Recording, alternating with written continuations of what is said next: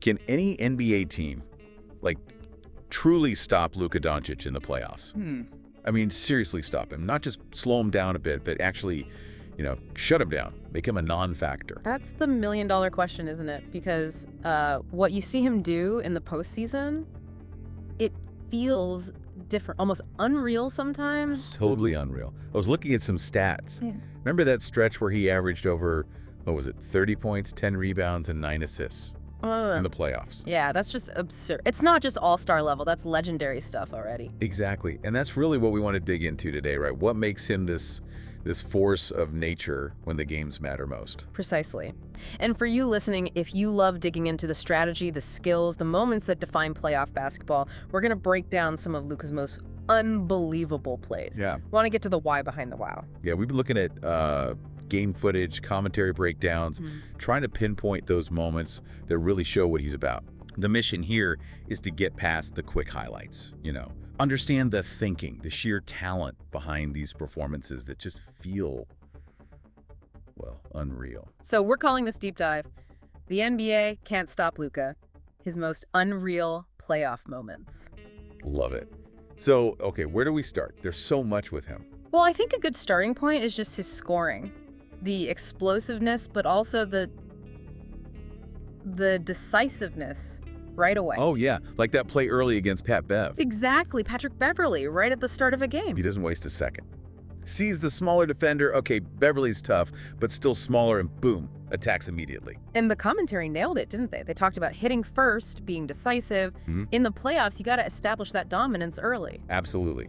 Sends a message. What do you think that kind of early, aggressive move does to a defense psychologically? Oh, it puts them right on their heels instantly. Forces adjustments, maybe forces them to overthink, overreact. It shows Luka's confidence level is already sky high, sets the whole tone. Right. And it's not just attacking mismatches. That scoring threat, it just evolves, doesn't it? Yeah. Like that pull-up three he hit over Tatum. Space creation there. That little hesitation using his body, gets the shot off clean, even takes the contact. Yeah, and probably should have been an and one. That's a tough shot regardless. It is. And then you have the ultimate decider, right? The game-winning buzzer beater three. You just have to talk about that one. No question. It's iconic. And it wasn't luck. That was pure poise, knowing the moment. But like you said, it's not just the huge moments, the game winners. It's the constant pressure from deep. Yeah, the relentless shooting threat. Remember that stat? How he actually had the most threes made against OKC one season? Yeah. More than any player on the Thunder? That's wild. It just shows you volume and efficiency, even against tough defense. And the film shows it constantly. Stepbacks where he creates 5 feet of space somehow. Contested looks where he just rises up over guys. There was that stretch against the Clippers, remember? A good defensive team. Yeah, they were shooting, 3 for 14 from the field collectively at one point. While Luka was just filling it up, his efficiency was off the charts. It's staggering. What do you think makes that three ball so hard to guard? Is it just the step back? It's a combination, I think. The step back is deadly, obviously, but it's also his size. He can shoot over smaller guards. And his release point, plus, honestly, just the confidence. He'll take it from anywhere, anytime. Yeah, that confidence is huge. But okay, it's not just the shooting, is it? Because teams try to run him off the line, and then he just destroys them going to the rim. Oh, absolutely. Let's talk about that driving and finishing ability. It's just as crucial. Right. He gets that first touch, often in the paint, and he's immediately thinking, score. No messing around. Just like his shooting, it's decisive. Remember that drive against the Heat? Just straight down the lane, right to the rack, finish. Looked almost too easy. Easy for him, maybe. Yeah. But the control at that speed. And what about that falling away shot? The one where he's kind of leaning back, almost off balance. Yeah. And it just drops in. Pure skill, body control, touch. How many guys make that consistently? Very, very few. It's like he thrives in traffic. There was that one play, the commentary called it a nest of defenders. I remember that. And he still snakes his way through and gets the layup. That's incredible awareness, using his body. Knowing where the tiny gaps are. And it's not just guards he does it against. That Euro step he pulled on a big man. Yeah. It was like the size difference meant nothing, just floated right by him. What do you think allows him to finish so well against bigger guys inside? Is it strength? Skill? I think it's a mix. He's strong, stronger than he looks maybe. Uses his body really well to create angles, shield the ball, And his footwork is just masterful. Plus, he's got that strength play, too, right? It's like when he gets deep, backs the defender down, powers it up, draws the foul. Right. The old school post-up element combined with the modern finesse, it makes him so hard to plan for. Inside, outside, pick your poison. Exactly. But for me, maybe the most special part of his game, it's the passing, the court vision. Oh, it's absolutely elite. Maybe the best in the league. It's got to be up there. Let's look at some of those passes. The no look for a score.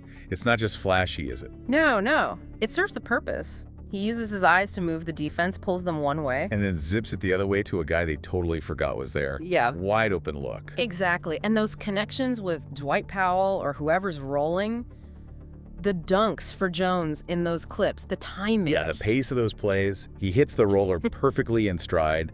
That lob pass, too. Just beautiful basketball. What makes those passes in transition or off the pick and roll so effective? It's anticipation, I think. And just seeing the whole floor, he reads the rotation before it happens, knows where the help is coming from, where the open man will be. We're playing chess out there. Pretty much. And then there's that pass out to Seth Curry for 3. That one was amazing because the commentator was like, how did he even see him while fending off a defender? Yeah. Like he has eyes in the back of his head. That's just special awareness. Even the simple stuff, like a quick outlet pass after a board that leads to an easy layup. He generates easy points constantly. It's like he makes the game easier for everyone else. Yeah. And that pass that led to the Kyrie three-point play opportunity, because Kyrie hustled for the rebound. Right.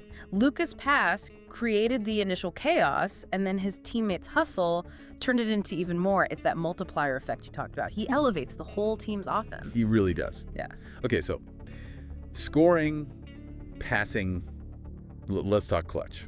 Because that's where legends are really made, right? And he seems to live for those moments. He absolutely relishes it. You can see it in his body language. Remember that shot, the double pump, where it kind of just rolled in? Yeah, like even when the play breaks down a little, he stays composed, finds a way. Finds a way. And just his ability to get to the free throw line late in games, that's huge. Free points when buckets are hard to come by. So valuable. Yeah. And he's not predictable either, is he? It's not just going to be a step back 3 every time. Not at all. That spinning move in the paint for a score, creative.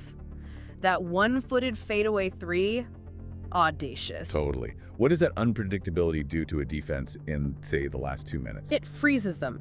They have no idea what's coming. Is it a drive, a step back, a pass, a crazy spin move, like that move on Reggie Jackson for the layup? Yeah, pure skill and deception. And he's doing this stuff while dropping like 40-point triple-doubles. It's insane. It really is. Then you have the dagger shots, that step back 3 to go up by too late. Just rips the heart out of the opponent. We wants that ball. He wants that moment. Absolutely. And that play, drive, sidestep, layup, and the foul in the final seconds. Just finding ways to score, finding ways to put pressure on the refs, on the defense, multiple ways to win. Even that little double pump clutch shot we mentioned, those are the plays you remember from playoff runs. Definitely. And even in losses, right? That late 3 that cut it to 6. Yeah. The fight never leaves him. He had, 34-8 at that point, still battling? Never gives up. Which brings us to how defenses try to handle him. Because they throw the kitchen sink at him, don't they? Everything, every possible scheme. Remember that stat from the Clippers series? 9 different guys tried guarding him. 9. And he still dropped 42. It's just, how do you even game plan for that adaptability? It's incredibly difficult. They double him, they blitz him off screens, they try to force him into low percentage shots. And he still hits them. Like that long 3 when he was doubled, that's just confidence bordering on arrogance, but he backs it up. How does he beat the double so often? Is it passing out or scoring anyway? It's both. That vision comes back into play. He anticipates the double, knows where the outlet is, makes the right pass. But sometimes, yeah, he's just so skilled he splits it or shoots over it anyway. Like that play against Lenny. Doubled, still gets his move off. It's relentless pressure he puts on the defense. And even with elite defenders on him, like Batum, strong wing defender, Luka still drives into traffic, draws help, and finds a way. He's got counters for everything.